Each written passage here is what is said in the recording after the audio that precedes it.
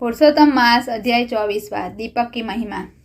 सूत पुराणी जी बोले, हे शौनक आदि मुनियों, मणिग्रीव ने अपना जीवन कथा उग्रदेव को बताने के बाद बोला, मेरी गरीबी का अंत हो, मैं समृद्ध बन जाऊं, सुख रूप जीवन पूरा कर सकूं, ऐसा कुछ करो।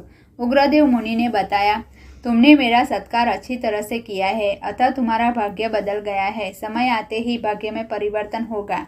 अब से बराबर तीसरा मास पुरुषोत्तम आता है। यह मास में तुम दोनों भक्ति से व्रत करना, हर रोज दिया जलाना, घी अगर नहीं है तो तेल का दिया भी जलाना, मगर दिया अवश्य जलाना। यह मास में दीपदान का महिमा कुछ और है। दीपदान से संपत्ति, धन धान्य, संतान सुख, यश आदि मिलता है। दीपदान से कुंवारी कन्या को अच्छा पति मिलता है, परिणीता को सौभाग्य मिलता है, बीमारी दूर होती है, बिना पुत्र वाले को पुत्र मिलता है, विद्यार्थी को विद्या, तपस्वी को मोक्ष मिलता है।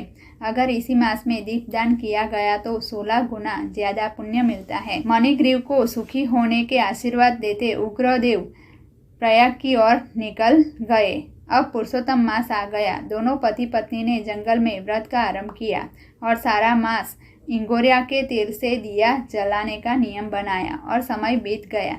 देखते ही देखते मास समाप्त हो गया। उग्रदेव की कृपा और दीपदान से दोनों का मन का मेल साफ हो गया। एक दिन दोनों चल बसे, दोनों स्वर्ग में गए। कई साल तक सुख पूर्वक स्वर्ग में रहने के बाद उन्होंने फिर से नया जन्म लिया। यह मणिग्रीव राजा ही चित्रबाहु है और चंद्रकला नाम से पत्नी हुई। सारा पुरुषोत्तम मास दौरान इंगोरिया के तेल से दीप जलाया, सिद्धि प्राप्त की। अगर ऐसे तेल से दीप जलाने का यही फल मिलता है तो तेल या घी के दीप का कितना फल होगा। इसी तरह अगस्त्य मुनि ने राजा चित्रबाहु के सामने उनका जीवन वृत्तांत बताया। बाद में वहां से रवाना हुए। पुरुषोत्तम मास वार्ता। बनिए सेठ की कथा। एक गांव था, वहां ब्राह्मण और उसकी पत्नी दोनों रहते थे। दोनों 7 पुत्रों के माता पिता थे।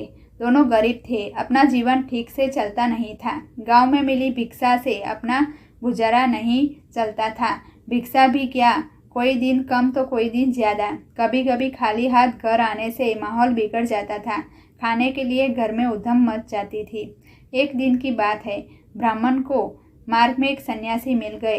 ब्राह्मण ने अपने दोनों हाथ और मुंह लटकाते हुए बोला, हे स्वामी जी, मैं बड़ा गरीब आदमी हूँ, गरीबी से तंग आ चुका हूँ, मुझे कोई राह बताए, गरीबी से छुटकारा मिले।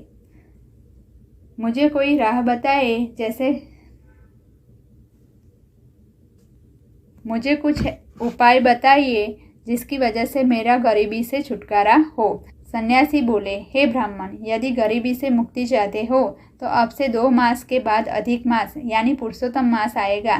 तुम भगवान का व्रत रखना, आराधना करना, रोजाना नदी जाकर स्नान करना और वहाँ काठा गौरमा जी का पूजन करना, कथा सुनाना, यथाशक्ति दान देना और याद रखना, तुम जितना औरों को देते हो उससे अधिक पाओगे। बाद में ब्राह्मण अपने घर आया, पत्नी को सारी बात बताई। मार्ग में सन्यासी के साथ जो बात हुई वो भी बताई। दोनों ने व्रत का संकल्प किया।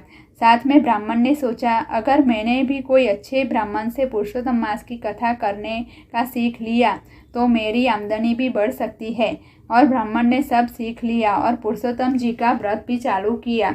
ब्राह्मण खुद नदी जाता, वहाँ काठा गौरमा जी का पूजन खुद करता और औरों को करवाता, कथा सुनाता, अतः उसे दान दक्षिणा मिलने लगी, अनाज रुपए भी और पैसे भी आने लगे। ब्राह्मण के पास बनिए सेठ का घर था। सेठानी को 5 कन्या थी पर पुत्र नहीं था। अब बनिए की पत्नी गर्भवती हो गई थी। बनियन भी ब्राह्मण की कथा में जाया करती थी। एक दिन कथा समाप्त हो गई। वहाँ कथा सुनने जो बैठे थे वह अपने अपने घर चले गए। तब बनियन ब्राह्मण के पास गई और अपने को पुत्र हो जाए ऐसा कोई उपाय पूछा। ब्राह्मण ने बात सुनते ही, समस्या सुनते ही पुरुषोत्तम मास का व्रत करने को बताया। बनियन घर आई और अपने पति से बात कही, मगर बनिया सेठ को धर्म में कोई विश्वास नहीं था, पुण्यदान में भी दिल छोटा था। फिर भी पुत्र की लालसा में व्रत करना कबूल किया, शायद भगवान पुत्र दे दे। और बनिया सेठ ने सोचा कि व्रत अच्छा है, एक वक्त खाना भी बच जाएगा।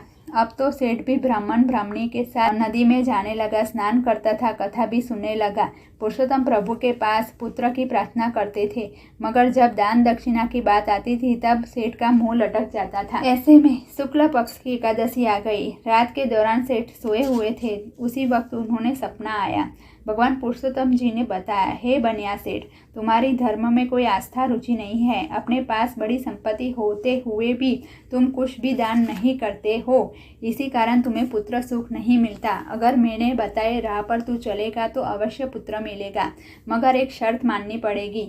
जब पुत्र का जन्म हो तब पुत्र के वजन के बराबर सोना तोलकर अपने पास वाले ब्राह्मण को देना होगा। वह मेरा व्रत करता है। अगर सोना नहीं दिया तो पुत्र बचेगा नहीं, याद रखना। भगवान से पुत्र प्राप्ति की बात सुनते ही सेठ राजी हुआ, मगर सोने देने की बात सुनते ही चेहरे का रंग फीका पड़ गया। जब पूनम आई, बनिया सेठ की पत्नी ने चांद सा पुत्र को जन्म दिया। सेठ राजी राजी हो गए। खबर सुनाने वाली स्त्री को अपनी अंगूठी उपहार के तौर पर दे दी। फिर सेठ जी ने भगवान पुरुषोत्तम जी की पूजा की। अपनी भगवान से बात हुई मुताबिक ब्राह्मण और उनकी पत्नी को अपने पुत्र के वजन के बराबर सोना दिया। ब्राह्मण की गरीबी दूर हो गई।